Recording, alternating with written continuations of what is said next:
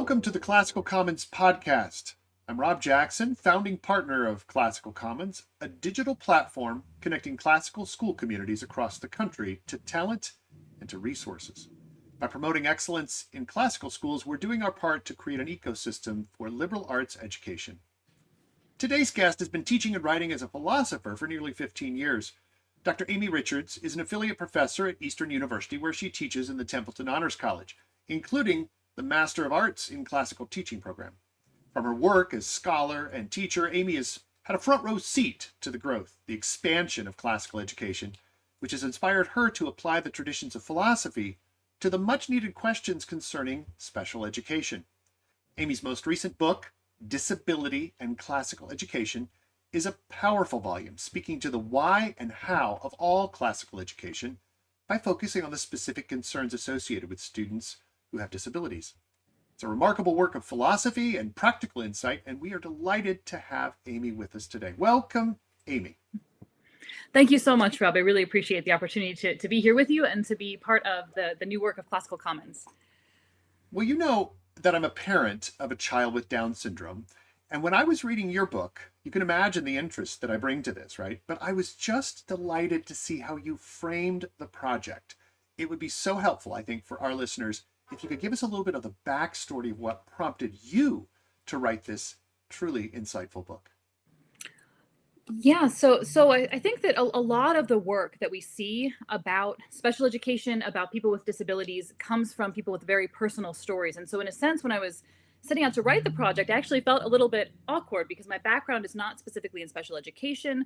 It's not a deeply kind of personal topic that's come home to me through family so much, or through my own experience. And yet, over and over again, I felt this invitation to speak to this issue, which started from an invitation from my former dean, the then dean of the Honors College, Templeton Honors College, Jonathan Yonan, who said, "Hey, you work in philosophical anthropology. Maybe you can teach our special education class for the Developing Master of Arts in Classical Teaching." And I tell a little bit of this story in the prologue to the book. And I just said, well, okay. It didn't seem the most natural fit to me. And yet all of my research and development since then, that was about in 2016 when we first started having that discussion, has led me down one of the most beautiful paths that I could never have anticipated into the importance of this topic and into really a much deeper understanding, I think, of the philosophical anthropology itself. So I started teaching the class in our MAT program, Difference in Human Dignity in the Great Tradition, where we explore what it is to be human through the lens of disability and difference, and then start to think and speak and work on together how we make classical classrooms truly welcoming to students with disabilities and learning differences. And so from that work came the book project. Only so many people are going to be able to join us at the MAT, although we would love for more people to join us at the MAT. But in speaking to classical teachers and understanding more about the classical education movement and working within it and working with everyone from leaders to teachers to parents and students within it, it just came home to me that this was a topic that needed to be taken up and spread more broadly. And so it's been my pleasure and privilege over the last several years to have been working on and now published this book to help the classical education movement think about these kinds of questions together. Well, you know, I couldn't agree more with the need for a genuine anthropology to undergird what we do in classical education.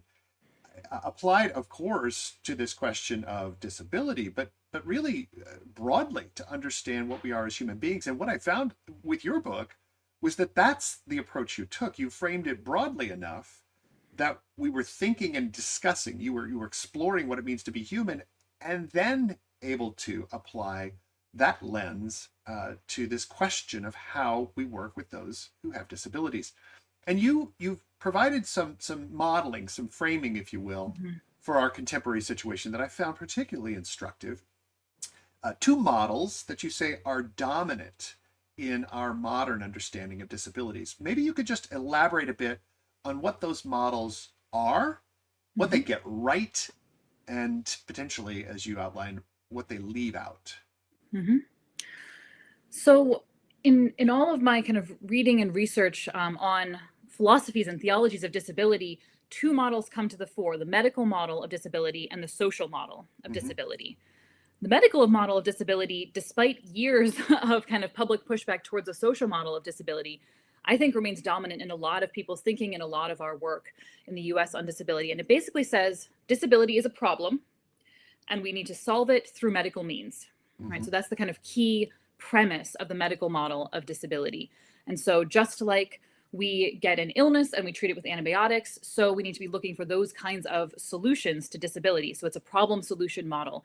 And the idea is that we need to understand disability primarily medically, and primarily as something to be fixed or cured, right? We would like it to go away, Yeah. right? Is the kind of key premise in the medical model of disability. The social model of disability really develops around activism, starting in the kind of later mid 20th century, against this medical model of disability, where people with disabilities really come together and start to say, wait a minute, right? You're defining our disabilities and by extension us primarily as a problem, right? Hmm.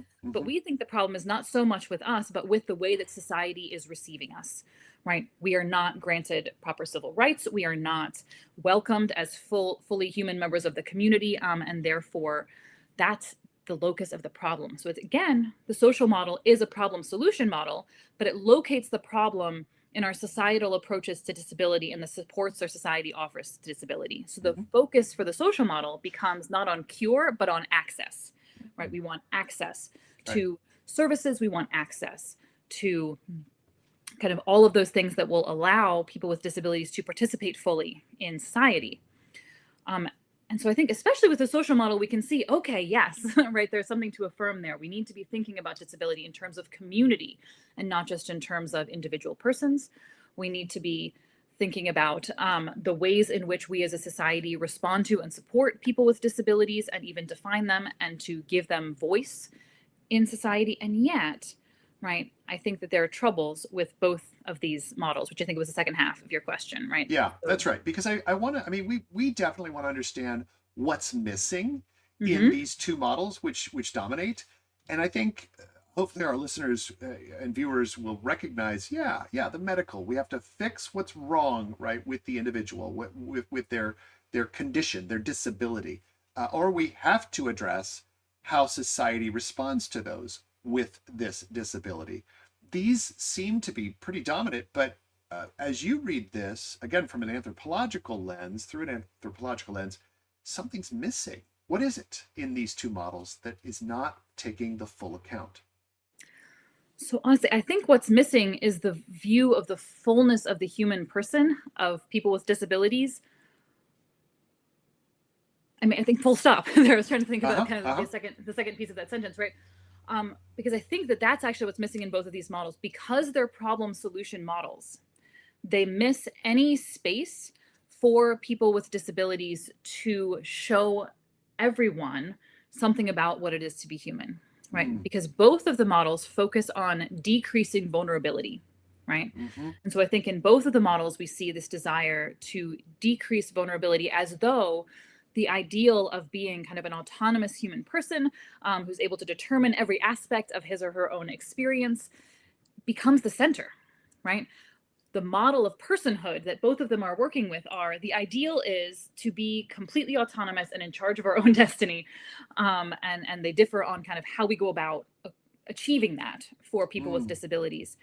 And what I think that actually tends to do is to erase precisely those peoples and erase their experience as speaking to something deeply human about all of us in terms of our vulnerability, in terms of our call towards living our lives not by our own choosing, but in response to a call or a vocation. We'll get to this mm-hmm. language in a minute, I'm sure, Sure.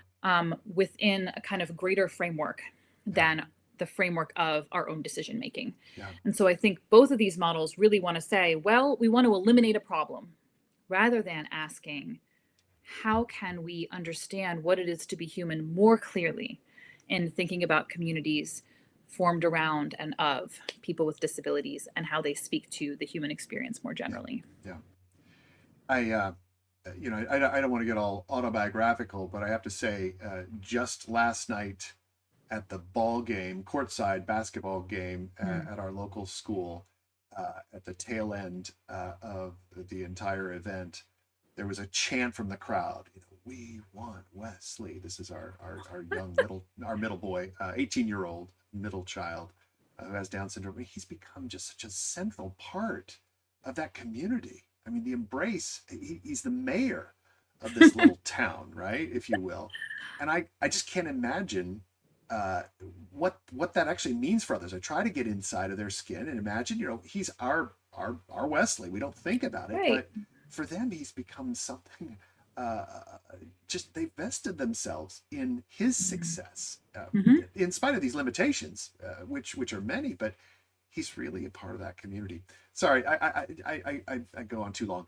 Listen, what I Apologies. found so instructive as you were again addressing the dominant models was a reading of Wendell Berry. Now, I'm a big Berry Mhm. fan, but you describe and provide a framework around what Berry calls the great economy, and you see this as an alternative way that we might view disabilities more productively. Could you give us a little bit of a description of what that great economy entails? Sure. So Wendell Berry's concept of the great economy, and he says at the beginning of his wonderful essay, "The Two Economies," from which I draw most of this framework, but he uses the concept in other parts of his work as well. He says he's tempted to call it the kingdom of God. um, Okay. but he thinks that by providing this framework of the great economy, you can see that it doesn't necessarily align with any particular theology. It's compatible with a lot of different understandings of religious understandings of the world. And so the great economy is that economy in which we are all situated um, in ways that we do not choose, right? So the great Mm-hmm. economy is the Mm-hmm. overarching framework of the cosmos um, that we are living within and affecting at all times in degrees and ways that we don't necessarily understand. And so the two key things I think he says about it are we are responsible to it and we can never fully understand it. And so he thinks that this framework of the great economy is what we've really lost in our kind of modern, more scientific view of the world, where the idea is, well, the goal of science is to harness the power of nature, Mm-hmm. right?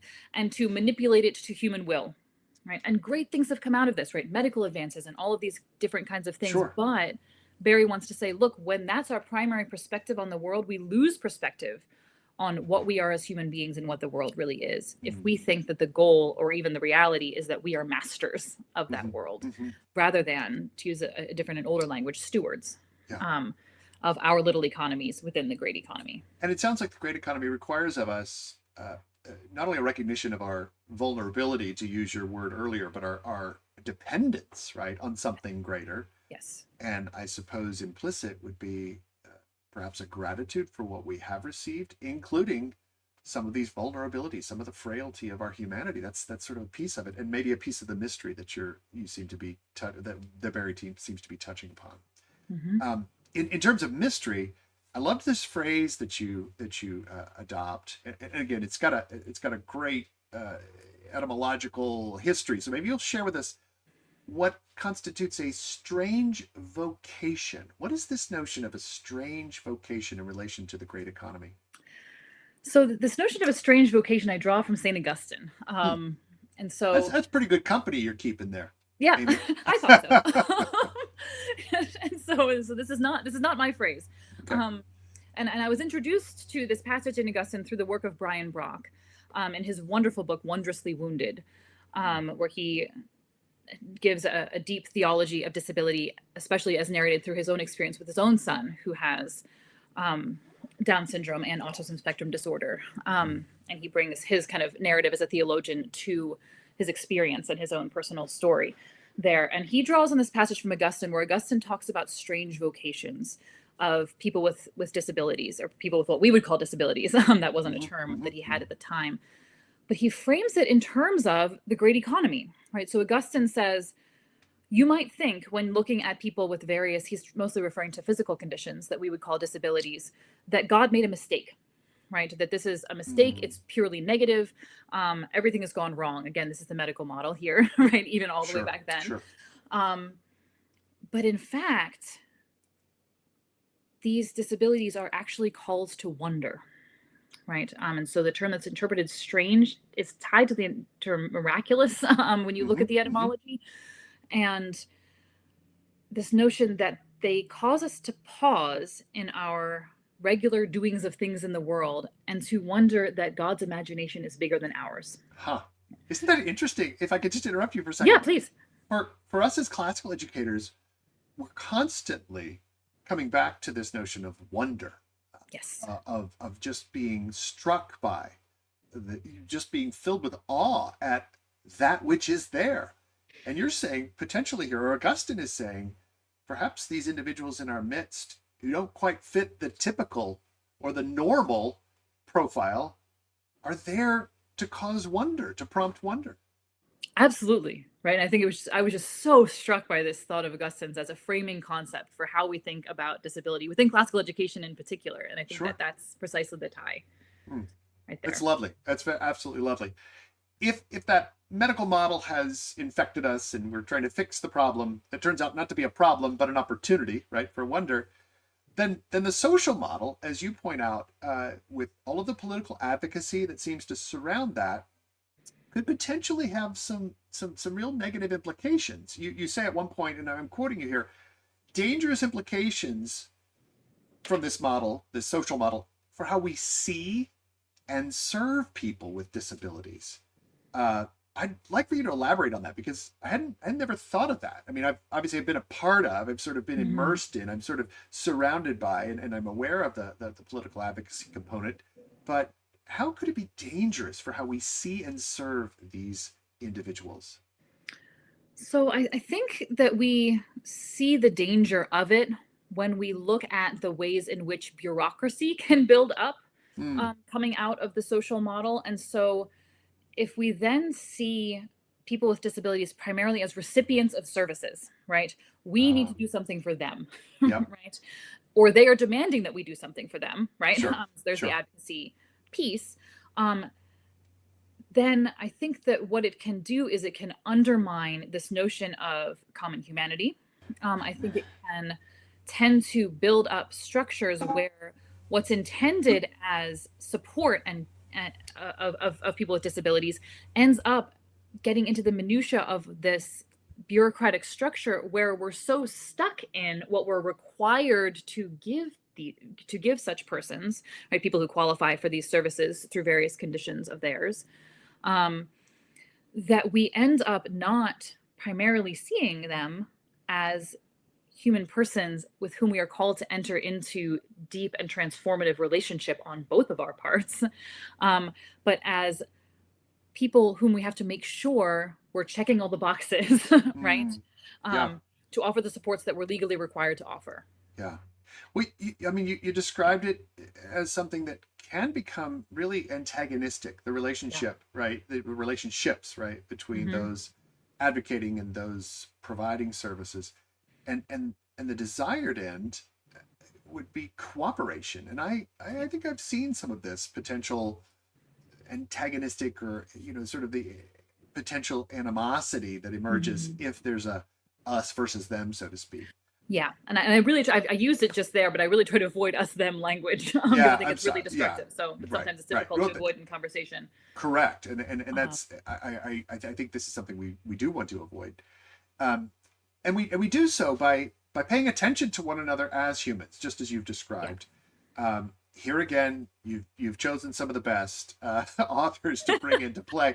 Simone Weil, right, has this notion of telic attention. Would you explain to our audience what that means and how it relates to education and just generally to our communities with those who have disabilities? So Weil has this concept of attention. I was introduced to it through the work of Iris Murdoch. And her notion of attention is really that attention is the primary way in which we perceive reality, right? So the mode of our attending is going to be the mode of our seeing, of course, right? Yes. Attention and sight go hand in hand. And so when I talk about telic attention, right, we talk a lot in classical education about our telos, our human end or purpose, right?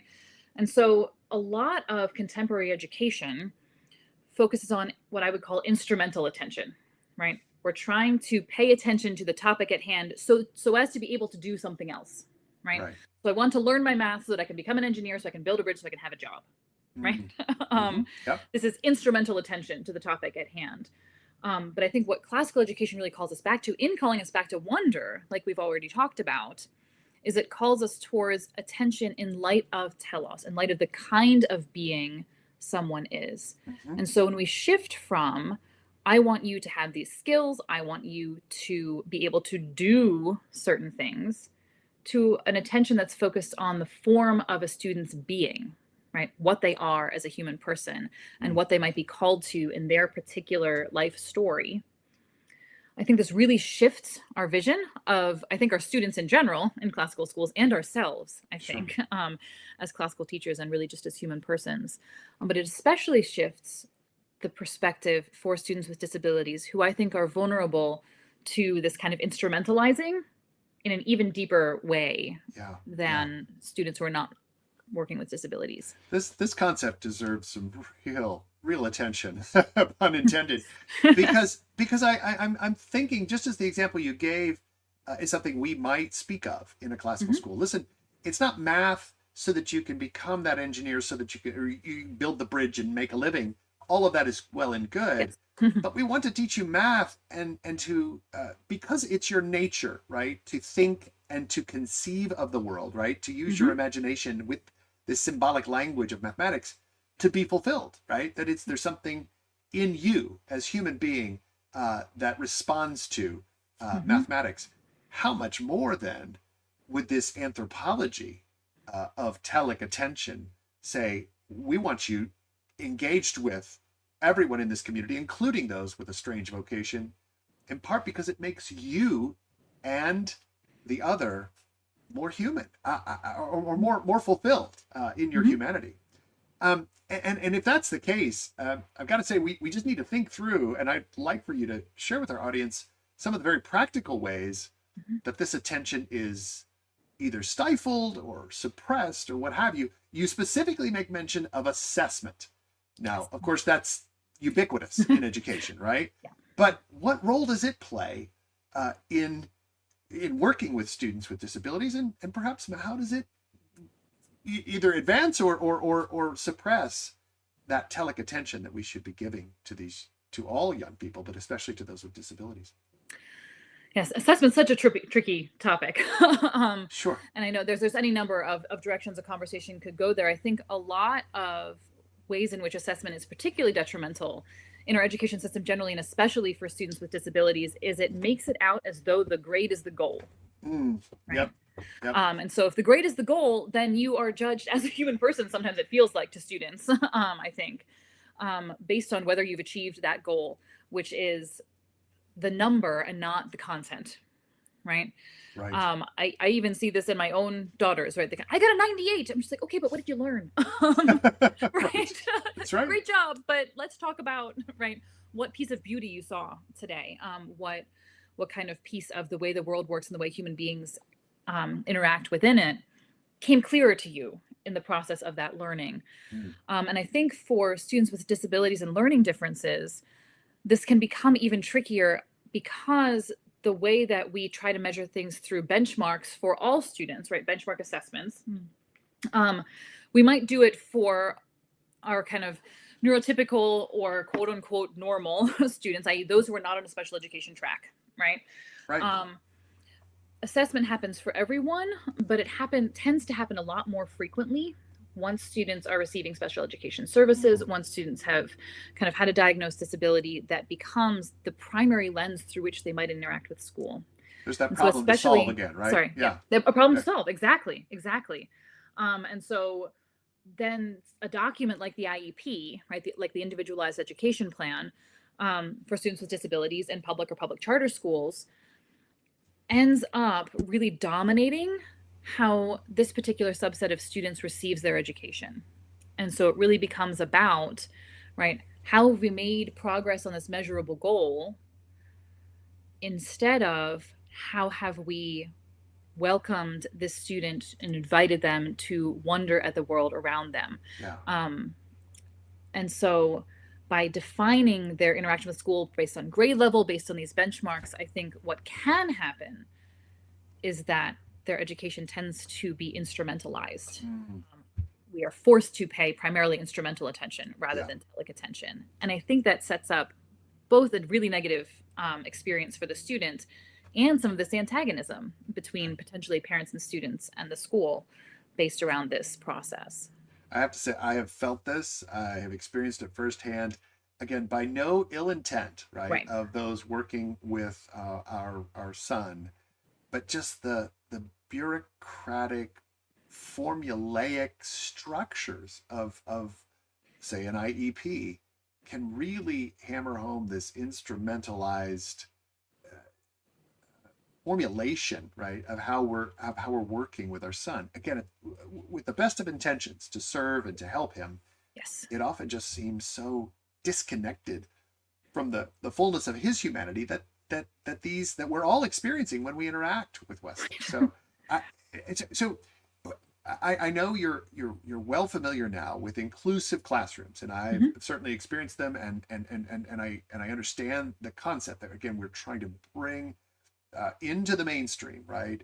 Among that which is typical or normal or what have you, these that have the disabilities.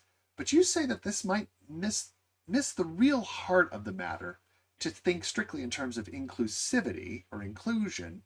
You have an alternative suggestion, which I'd really like for you to spell out for our audience. What's the alternative to inclusive classrooms? So I coined this term, the doxological classroom, as an alternative. And it's a little bit of a mouthful, Yeah, but stick with it me for is. just a minute. Yep. Um, right. And so, because I think, again, just like it was helpful to see the kind of diagnosis of the existing models, of the medical model and social model, before kind of opening up the space of a new strange vocations model of disability, I think it's really helpful to see how inclusion, while again, brought about with the best of intentions and getting certain things absolutely right, but we want to create a community that welcomes everyone, right? Mm-hmm. Um, how does that, how could that be bad? Right? Is Sure. maybe a way to put it. And Sure. so I think that this really came home to me when a friend of mine, Sarah Kwilinski, said, here's the phrase you need. She said, inclusion presumes prior exclusion. Mm. I said, whoa, okay, right.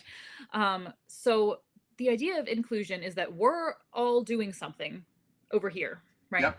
On grade level, right? All this language that we're used to. And we want to welcome you, people with disabilities who were otherwise unable to engage in this for whatever reason, into it, right? Yep. So we Right. want to include you in something that was designed without you in mind, but we want to make it Mm. possible for you too. Mm-hmm. And once I kind of saw that that was the model, I said, well, wait a minute, right? Why was it designed without people, without everyone in mind, right? Sure. And so the idea of the doxological classroom really goes back to this idea of the great economy, right? So ologies, right? We all know a study of, right? So biology, Mm-hmm. study of Mm-hmm. life, Mm-hmm. right?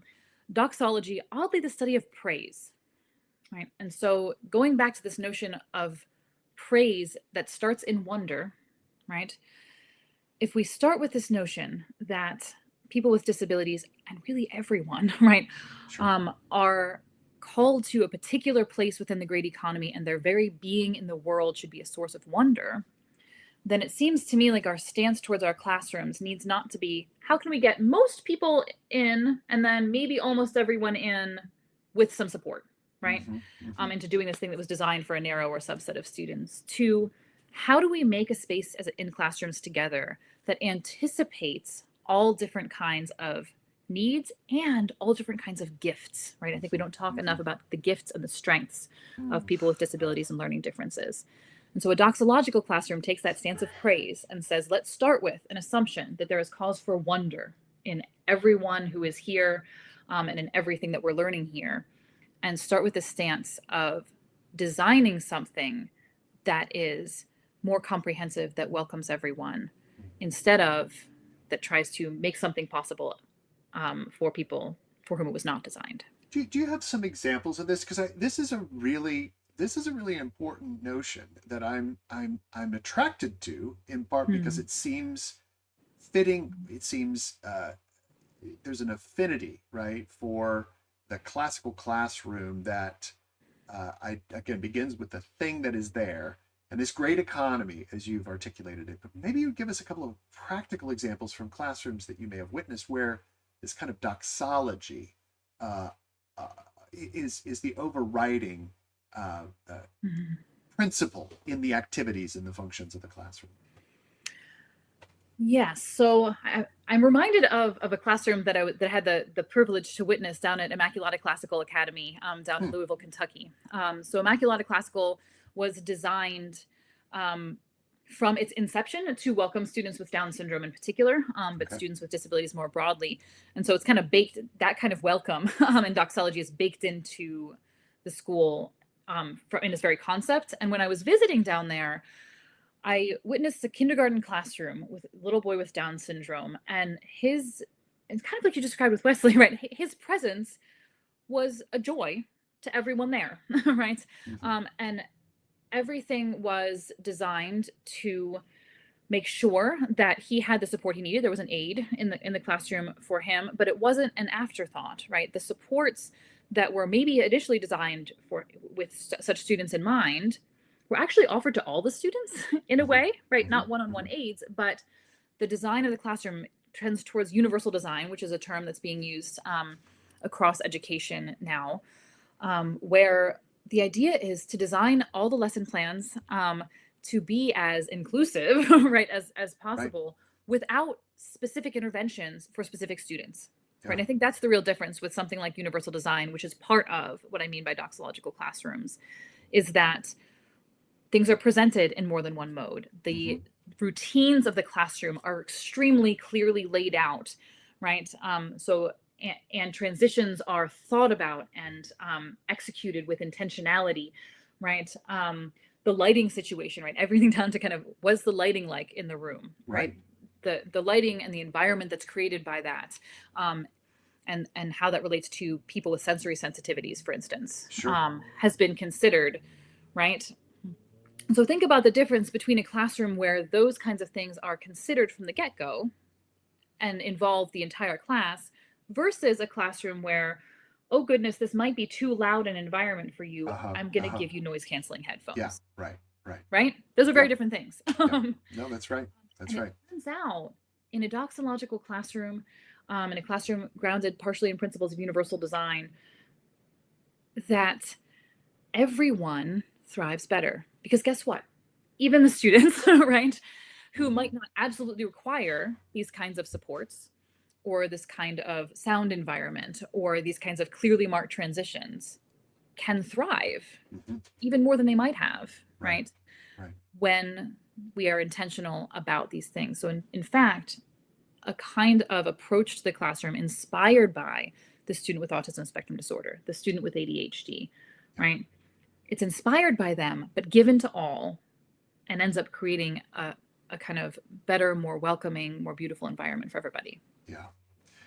It is a beautiful thing to hear you describe, and I'm sure what you have witnessed, and I think what I've witnessed to many, along with my wife, to many of these things where the the community at large and the classroom is understood as a place where every child, right, brings gifts, as you said earlier, that are essential or necessary Yeah. for us as a community to better understand our subject matter, Yep.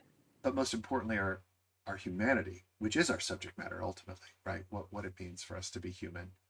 Um, and fundamental to that, as Aristotle reminds us, is friendship. Friendship, as he defines that, in our pursuit, our common pursuit of excellence, of virtue.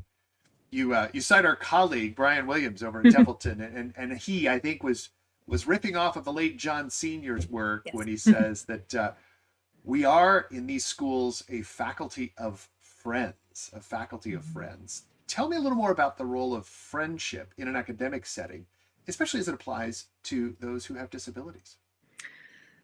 So the more I thought about kind of what's the key to a school community offering the kind of welcome form in these kinds of doxological classrooms, the more I realized that friendship has to be central. Hmm. First among the faculty, and this is why this actually learned from Brian very deeply, right? He said you have to have the faculty of friends in order to welcome the students as friends, Uh-huh. right?